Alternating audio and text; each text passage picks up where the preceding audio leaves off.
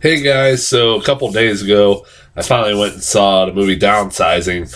Yeah, like I said in my last review, somehow I was able to actually get some time, free time to go to the theaters. I'm actually planning on seeing All the Money in the World tomorrow. I actually had some free time that day. Like I said in my last review, I've been freaking busy with work, and I actually expected I wasn't being able to do anything as far as movies, seeing any movies. But apparently, I've been able to find some free time. Um, but this was a movie that I was generally looking forward to ever since seen the trailer for this thing. Even though I saw the trailer for this thing for like in front of like every movie I've seen the last couple months. Seriously, that was a trailer that I got non-stop, and it was the same fucking trailer, non-stop, and it was like, God damn, can I see something else? When is this movie ever gonna fucking come out? I'm tired of seeing this trailer. That was my only pet peeve with as far as going into the movie. I think everybody has that one trailer, and we always get all the fucking time. It just drives you nuts every time you see it. It was this one. This movie I was looking forward to mainly because it was from the director Alexander Payne. If you don't know who he is, he's the guy who made Sideways, which was a fucking great movie. One of my favorite movies of the last decade, comedies from the last decade. He also made The Descendants, that George Clooney one, that depressing George Clooney one, and oh yeah, Nebraska was his last movie, which I fucking loved. I haven't seen it since if I remember fucking loving that movie. It was hilarious. But he's a really goddamn good comedic director. Like he has a good knack of mixing comedy and drama very well. Like really well written movies. And I was like, all right, cool. He's making this movie about looks like basically Honey I Shrunk the Kids, but for adults.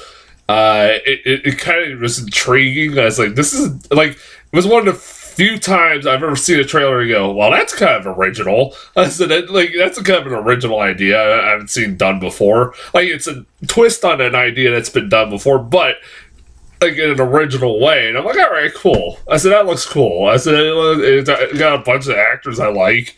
So what the hell? I said, it looked good. And it's been getting reviews, and I kind of agree with the critics. Like, I was interested in why it was getting reviews, like not the greatest of reviews, like middle of the road reviews.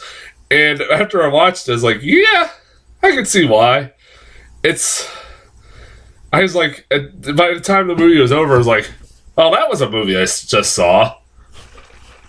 And that was about it. I was like, that's pretty much my thoughts on the movie going out of it. I was like, well, that was a movie I just saw, and just walked out of the movie theater. I was like, it's all right. It's definitely the weakest of Alexander Payne's movies so far. It has some problems, and I'll get into that.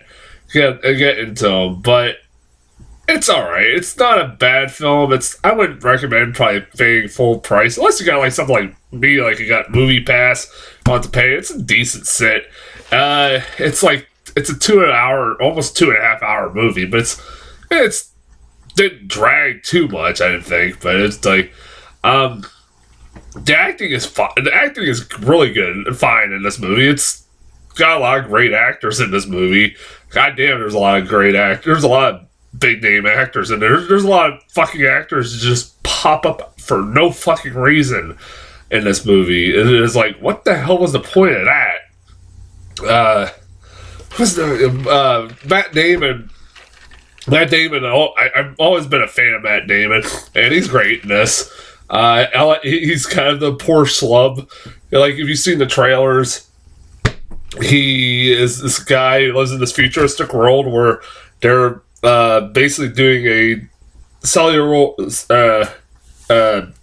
He's doing this. They're futuristic world where they're doing this new procedure where they basically shrink people down to like very small size, so to basically try to save the environment and control the overpopulation that has been going on in the world over the last few years. and he kind of, he kind of becomes he's a guy who's struggling financially, and he figures out the best way to kind of get his life on track is basically be shrunk down. And he and his wife Kristen Wiig go to get the procedure done, and he gets it done, and then finds out after he gets it done that his wife Kristen Wiig decided at the last moment, after they shaved one of her eyebrows off and shaved her head, she only has one eyebrow, that she doesn't want to be miniature size. And it spends majority of the first half of the movie just kind of feeling bad for this poor guy. He's just like, you bought this big giant dream house for him and his wife, and he's at the beginning like all by himself, and it's kind of fucking sad. And he like Matt Damon's always been decent. Although he has like a lot, like there's a lot of scenes in this movie, like you see in the trailer, he's like, wow. Like, it was kind of weird performance, like, delivery of some of the lines in this movie, like, towards the beginning, it was fucking weird. But I like Matt Damon. He's a damn good actor. Kristen Wiig's in this very briefly. Like I said, what I just mentioned is pretty much all she's in this movie. I'm trying to remember who was in this movie that was like, what the fuck was them? Again, it's been a few days, so I gotta look this up again.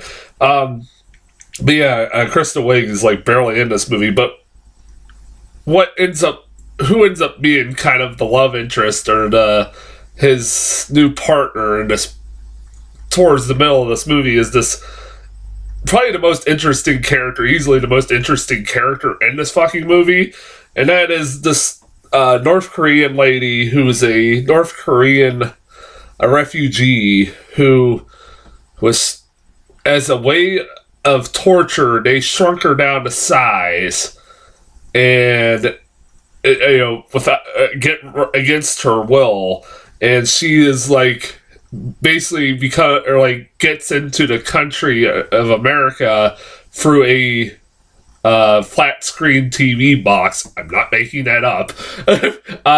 And becomes a refugee, and she loses a leg in the process, and she's actually the only person in that HD TV box that survives. This is a weird fucking sentence. That's a weird sentence I've ever fucking said in my entire life. But she's a kind of a fascinating character. She's kind of like she has a couple of really fucking funny lines. Some of them unintentional, because, she's I don't know where they found this actress, but she's like, kind of has some broken English a little bit, like, kind of. And sometimes it was kind of hard to understand what the fuck she was actually saying. I don't know if I was the only. I'm not trying to be a racist asshole and saying that, but it kind of comes off like I am, but I swear to God I'm not. I swear somebody who, who the hell was in this? Oh yeah, I'll get into that in a second.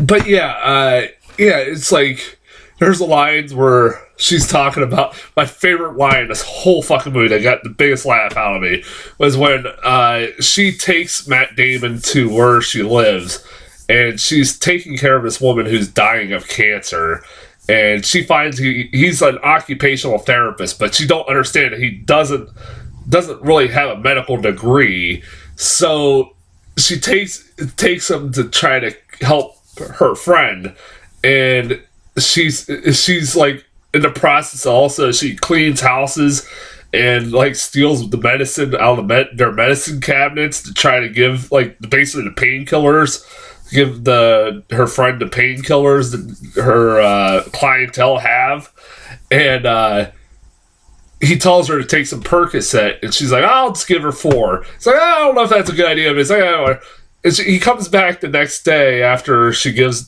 her friend the 4 Percocet, and he's like, oh, where's your friend go? So, oh, she died. So I gave him too many Percocet. It's like, she died, but she died very happy. I died. I was like, that was a really fucking funny line. That was actually probably the funniest line in the whole movie. And then there's that fucking weird ass line. I couldn't help but laugh. I hope it was. Part of me was like, I don't know whether this is supposed to be a serious scene or not, but because of her delivery, it's kind of. If it is, it's not being taken seriously. Where she's talking about, because they end up having sex, and she ends up confronting him at the end of the movie. She's like, "What kind of fuck was I? Was I a good fuck, a pity fuck, a sex fuck, or a love fuck, or like?" I can't do it justice. It's like, it's so weird. It's like, is this scene supposed to, like, because it's supposed to be somewhat dramatic, and it's like, it's just not coming off very dramatic because of this girl's delivery of these fucking lines in a word like a pity fuck, what kind of fuck am I? Whatever. I mean, like, she was really good. Like, I give her, like, she has some really goddamn genuine, really good acting moments in this movie. She was the most interesting character in this fucking thing. Also, Christoph Waltz is fucking great, too, as his neighbor upstairs, who's just this partier, he's a bachelor that has a party every fucking night. That's kind of funny. But he's, like, really fucking... Like, I love Christoph Waltz. At first, I was like, what the fuck kind of accent is he going for? I know, like, at first it was like, it doesn't sound like he's going for his normal German accent, and he's going for something else, but then he goes back to his normal German accent. I'm like, what the hell? I don't know if anyone else caught that. Because when he first gets introduced, I'm like, what the fuck accent is he doing in this movie? There's like I said, there's some weird ass cameos in this thing. James Van Der Beek pops up in this fucking thing, like, very randomly. It's like I was watching the movie, and then all of a sudden James Van Der Beek pops up like at his class, Matt Damon's class reunion. I'm like, is that fucking James Van Der Beek? What the hell? Where the hell has he been for the last 20 years? Like, where the fuck did they dig him up from? It was kind of nice to see him in something again, but it's like, hey, and he's getting old. It's like, wow, I feel old as shit. My sister loved Dawson's Creek. Oh my god, when she was little. So I was like, that was kind of funny to see him in something. I forgot to mention to my sister, like, dude, James Van Der Beek was in a movie I just saw. I was like, that was pretty fucking funny. Like, Jason Sudeikis is in this movie. He's a guy who, you see in the trailers, gives Matt Damon the idea of going down the downsizing. Yeah, and it's like yeah, that's kind of cool. He's all right. He's briefly in this fucking movie. Pretty much the scenes you see in the trailers with him in it are the ones you see in the movie. Good pointless. You get like fucking Neil Patrick Harris and Laura Dern just pop up too, and like that scene in the trailer, you see where she has a diamond bracelet. That's it. It's like, what the hell is up with these cameos? I'm trying to think, there was somebody else in this that was like, what the hell? Why the hell are they in this fucking movie? But I can't remember now. Like, I'm trying to, like, I want to say that's not the only person that made me go, what the hell? No. Huh. Yeah, apparently that's the only ones that. But yeah, I was like, that was fucking weird.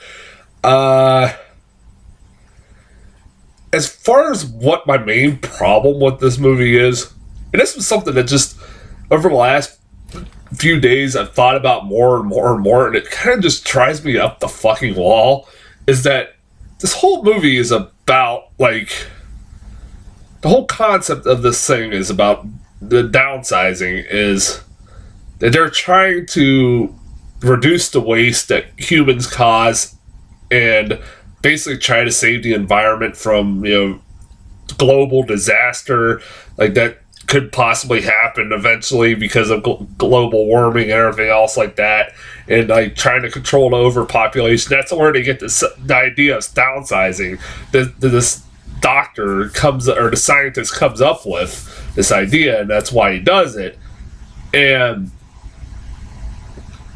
the only problem I have with this fucking movie is by the end of this fucking movie, you find out, really, by the end of it, really, downsizing didn't do jack dilly squat to help the situation.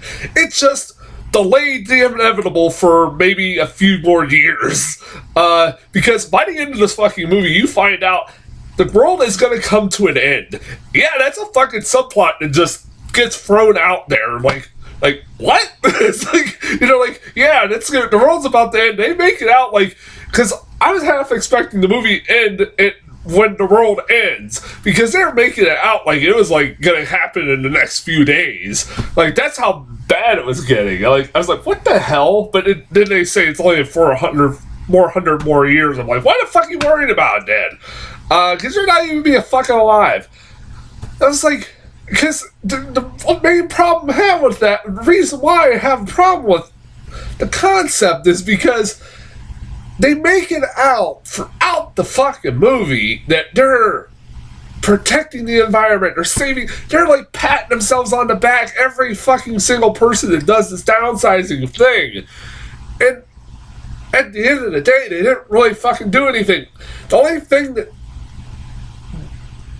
changed anything is really for the person themselves personally, because when they become, they do the downsizing process, a poor person or a person that's struggling financially when they're bigger basically becomes rich when they become smaller. And it's like, so basically they're living the life of luxury. Most of them don't fucking work. And like, I was sitting there like, there's a lot of people during this movie like that are against it, like, the whole idea of downsizing and saying, oh, they're basically, just lazy people that don't, do anything to contribute to society, yada, yada, yada. And by the end of it, you're like, yeah, they got a fucking point. It's like, yeah, they kind of got a fucking point. Because really, they don't do much other than fucking party and live a rich and lavish lifestyle. Yeah. It's like, so that's pretty much the only reason, the benefits of downsizing. And they try to make it off, oh no, they're saving the environment when they didn't really fucking save the environment. Like, that's kind of drove me nuts. Like, it kind of just makes the movie a little bit flawed, I think. When they're trying to give a message, like, but it's like, yeah, it's kind of like all over the place. But like I said, that just kind of drove me nuts. It's like, when you sit there and think about the logistics of this thing, it sounds like a cool idea on paper, but it's like realistically, it's probably not that great of an idea in the long run. So yeah, whatever. Like, and then they point out like a lot of waste is left. Basically, a lot of stuff, a lot of like houses, abandoned houses and stuff like that are left by these people who are downsized. So basically, they're committing more waste by doing this fucking process. So it's like, whatever. It's like, what? If you get, like I said, it's not a terrible movie. Also, the movie just randomly ends. I don't know if anybody else felt that, because it was just like, the movie ends and I'm like, it's over? Oh, okay. It just walked out. I was like, oh, I didn't realize this was the ending. Like, it just abruptly ends. I'm like, oh, okay. A lot of Alexander Payne movies have done that before, but like, that was weird. It's like, that was a weird ending. I like how they ended it. Like I said, it's not terrible, but it's the weakest of definitely Alexander Payne's movies. Like I said, I would say maybe a rental or a matinee or some cheap matinee. Like I said, there's a lot worse out there than this. I wanted to like this movie a lot better than I did, and like I said, I didn't hate it, but it's like, this movie should have been a lot better than it was, especially with the talent that was involved. As far as trailers go, what the hell did I get? Oh yeah. Annihilation. This is a full-length trailer for that movie, Annihilation. Now I kind of get an idea what the fuck the movie is about. It's about like this weird, like, like this weird, I don't know, thing that's developing all around the world. Like this weird ecosystem or something like that. It's evolving around the world. And Natalie Portman's husband, who's played by Oscar Isaac, goes in there and he comes out and he's like in critical condition. So she goes in there and try to figure out what the fuck happened. And then it turns into like a fucking monster movie where there's like half alligators, half sharks, and like half bears, half wolves or something like that. Like, dude, make man, bear, pig for fuck's sake. I like, why are we cross? I was like, that's weird. I was like, that looks kind of interesting. And it's from the director of Ex Machina. I'm like, hell yeah. I was like, I liked Ex Machina a lot. So, yeah. All right. I was like, it didn't look terrible. I was like, all right. Oh, it's all right. Game Night. This is a comedy where it's got a lot of damn good actors in this. Kyle Chandler. God damn it. I wish he was more. I love that guy. He's a great actor. Kyle Chandler, Jason Bateman, and Rachel McAdams. Where Kyle Chandler has all his buddies over for game night where they're going to play a game of like basically a murder mystery, but a real fucking kidnapping actually happens and they just kind of think it's just a part of the game. And it's like whatever. It's like it didn't look terrible, but it looked all right.